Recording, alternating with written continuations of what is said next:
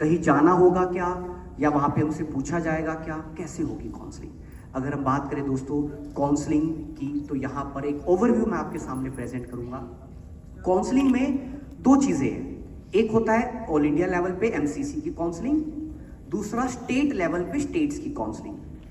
एक टाइम पर बहुत सारे स्टेट अपनी काउंसलिंग करते हैं, कभी कभी स्टेट का शेड्यूल साथ साथ चलता है, कभी कभी थोड़ा आगे पीछे भी हो जाता है, जो हमें बैलेंस मेंटेन करना है।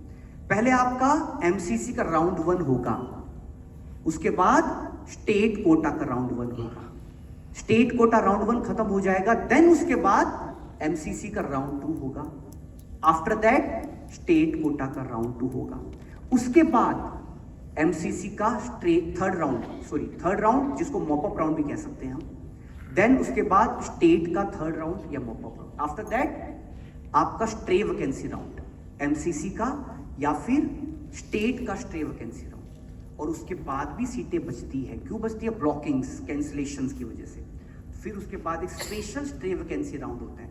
लास्ट ईयर ये एडमिशन प्रोसेस दिसंबर तक चला, लास्ट टू लास्ट ईयर भी दिसंबर तक चला। जो प्रोसेस मई एंड या जून से स्टार्ट होगा, ये दिसंबर तक भी चलता है। होता क्या है, काउंसलिंग चलेगी, थोड़ा कंफ्यूजिंग भी है और थोड़ा बोरिंग भी है, लेकिन समझना तो पड़ेगा, काउंसलिंग में अप्लाई भी तो करना है ना। ठीक है, तो ध्यान से समझेंगे, अटेंटिव होके समझेंगे। थोड़ा टिपिकल है, मैं सिंप्लीफाई वर्जन में आपको बताऊंगा, एमसीसी को ही लेकर डिस्कस करूंगा, बट एमसीसी के साथ आपको स्टेट को भी लेकर चलना है। मैं एक बेसिक वर्जन, सिंप्लीफाइड वर्जन आपके सामने एक्सप्लेन करूंगा कि काउंसलिंग में राउंड 1 से लेके स्ट्रे राउंड तक आपको कैसे मूव करना है। सो यहां हम बात करेंगे एमसीसी की काउंसलिंग की, ध्यान से समझेंगे। एमसीसी मतलब मेडिकल काउंसलिंग कमेटी, जो कि इंडिया की सबसे बड़ी काउंसलिंग बॉडी है। हमें वहां पे सबसे पहले क्या करना होगा, रजिस्ट्रेशन। जब ये रजिस्ट्रेशन विंडो ओपन होगी, that time will be doing registration mcc.nic.in website पे जाके। अगर ओनली गवर्नमेंट करना है, ओनली गवर्नमेंट, तो आपको 11,000 पे करना होगा, 1,000 पर रजिस्ट्रेशन का, 10,000 सिक्योरिटी का। अगर आपको डीम्ड को भी साथ लेके चलना है, लाइक हमदर्द, लाइक सिम्बायोसिस, लाइक मणिपाल, तो उस केस में आपको 2,05,000 आपको पे करना है। 5,000 रजिस्ट्रेशन का और 2 लाख रुपीज आपका सिक्योरिटी। ये सिक्योरिटी डिपॉजिट रिफंडेबल है अगर आपको सीट नहीं मिली। अगर सीट मिल गई तब भी आपका ये पैसा या तो फीस में एडजस्ट हो जाएगा या रिफंड हो जाएगा। लेकिन सेकंड राउंड या थर्ड राउंड या फोर्थ राउंड में हमने गाइडलाइंस को फॉलो नहीं किया, तब वहां पर रिफंड नहीं मिलता। सो इसको समझेंगे। राउंड 1 में आपने पहले रजिस्ट्रेशन किया, आपने सिक्योरिटी डिपॉजिट पे की, और यहां पर जो दिल्ली से स्टूडेंट्स है, एजुकेशन दिल्ली से, वो इंटरनल कोटा भी चूज करना ना भूले। इसके बाद क्या करेंगे, कॉलेजेस को चूज करेंगे। हमारे पास एमसीसी में 500 to 600 प्लस मेडिकल कॉलेजेस हमें मिलेंगे। कितने? 500 प्लस। और यहां पर कंफ्यूजन स्टार्ट होती है पेरेंट्स के साथ, क्या कि कॉलेजेस की नंबरिंग कैसे करें, नंबर 1 पे किसको रखे, नंबर 2 पे किसको रखे, नंबर 3 पे किसको रखे। गवर्नमेंट, और बहुत सारे गवर्नमेंट कॉलेजेस में चैलेंज पे क्या आता है, वेबसाइट ही नहीं है कुछ गवर्नमेंट कॉलेजेस की, तो और वेबसाइट है तो इंफॉर्मेशन नहीं है, पुरानी है।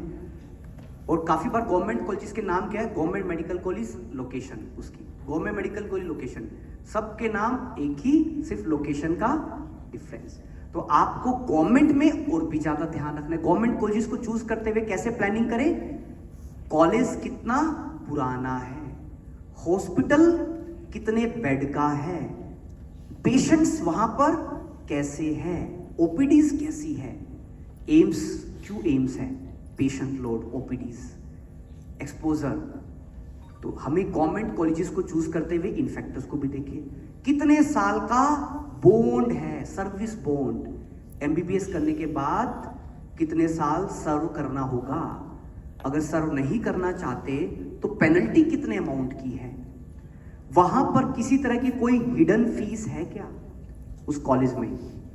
तो ये सब इंफॉर्मेशन के बेस पे हम अपनी चॉइस फिलिंग का सीक्वेंस अरेंज करें।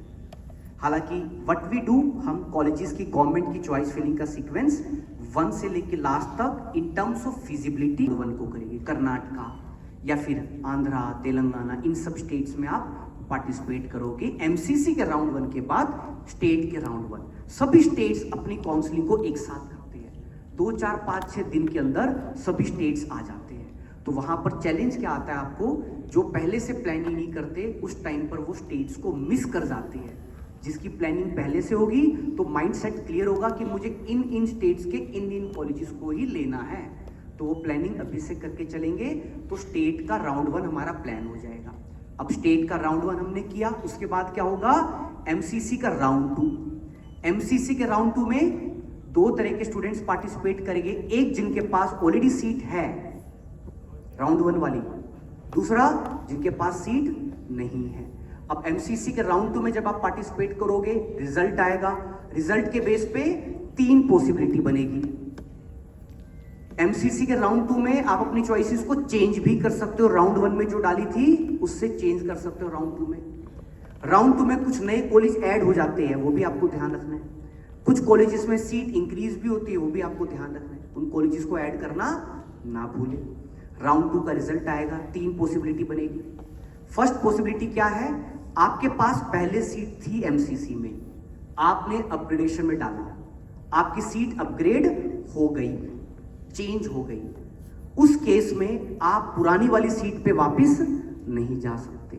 कभी कभी क्या होता है, हमारी सीट तो चेंज हो गई, हम नए कॉलेज में गए, वहां जाने के बाद पता चला इससे तो पिछले वाला अच्छा था, पहले वाला बढ़िया था, नहीं जी हमें तो वही सीट दे दो ना। ऐसे नहीं होगा। जैसे सीट चेंज हो गई वो सीट ऑलरेडी कैंसिल होकर दूसरे स्टूडेंट को दे दी जाएगी। तो आपको ध्यान रखना है, वही कॉलेज डाले राउंड 2 में जो आपको राउंड 1 वाले से बेटर लगे, काफी बेटर लगे, उन्हीं कॉलेजेस को चूज करना है, क्योंकि आप दोनों के बीच में स्विच नहीं कर पाओगे।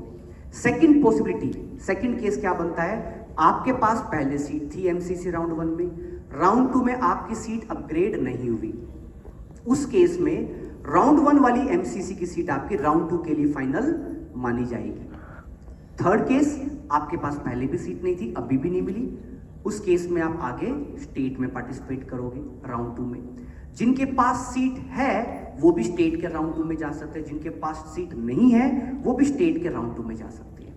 अगर किसी को डीम्ड में सीट मिली और वो छोड़ के स्टेट में जाना चाहेगा या आगे एमसीसी के थर्ड राउंड में जाना चाहेगा छोड़ के, 2 लाख रुपए की पेनल्टी यहां पर आपको लगेगी, जिसका आपको ध्यान रखना है कि राउंड 2 में सिक्योरिटी डिपॉजिट की पेनल्टी है, गवर्नमेंट के केस में 10,000 रुपीज की पेनल्टी, ये भी हमें ध्यान रखना है।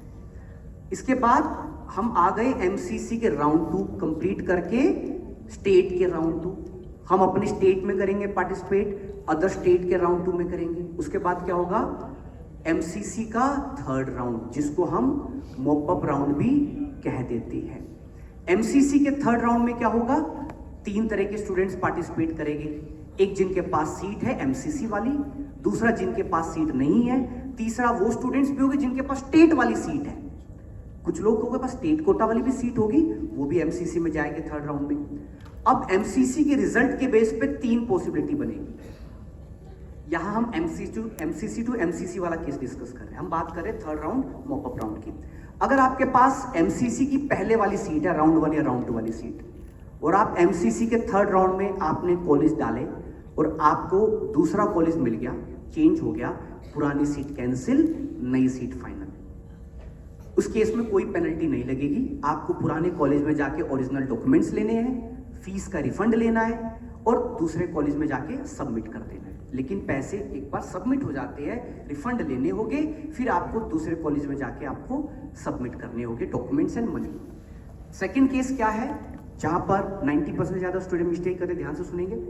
सेकंड केस में क्या होता है, आपके पास एमसीसी के राउंड 1 या राउंड 2 में कोई सीट थी, आपने थर्ड राउंड में अप्लाई किया, बाय चांस आपकी सीट चेंज नहीं हुई, आपने सोचा था चेंज हो जाएगी, इसमें तो कट ऑफ डाउन जाती है, मेरे को मिल जाएगी, लेकिन चेंज नहीं हुई। उस केस में आपको राउंड 1 या राउंड 2 वाली सीट आपको रखनी ही पड़ेगी थर्ड राउंड के लिए भी, और आप आगे किसी काउंसलिंग में पार्टिसिपेट नहीं कर सकते, आप सीट पेनल्टी देके भी नहीं छोड़ सकते, आप स्टेट कोटा के थर्ड राउंड में भी नहीं जा सकते। आप एमसीसी के 4th राउंड में भी नहीं जा सकते, स्टेट के 4th राउंड में भी नहीं जा सकते, मतलब आपकी काउंसलिंग का फुल स्टॉप। आप पेनल्टी दे के भी सीट को छोड़ नहीं सकते, क्योंकि एमसीसी वाले आपके डॉक्यूमेंट्स को रिलीज ही नहीं करेंगे, आपको एग्जिट ही नहीं देंगे। काफी बार क्या होता है, स्टूडेंट को 3rd राउंड में स्टेट में अच्छा कॉलेज मिल रहा है, सीट भी अलॉट हो गई, लेकिन ज्वाइनिंग नहीं ले पाया क्योंकि वहां से डॉक्यूमेंट्स नहीं आए, और स्टेट ने आपके 2 लाख रुपए भी काट लिए। स्टेट की तो गलती नहीं है, उसने तो आपको सीट दी, आप ही नहीं ले रहे, आपके डॉक्यूमेंट्स कहीं है, वहां से आपको डॉक्यूमेंट्स नहीं मिल रहे।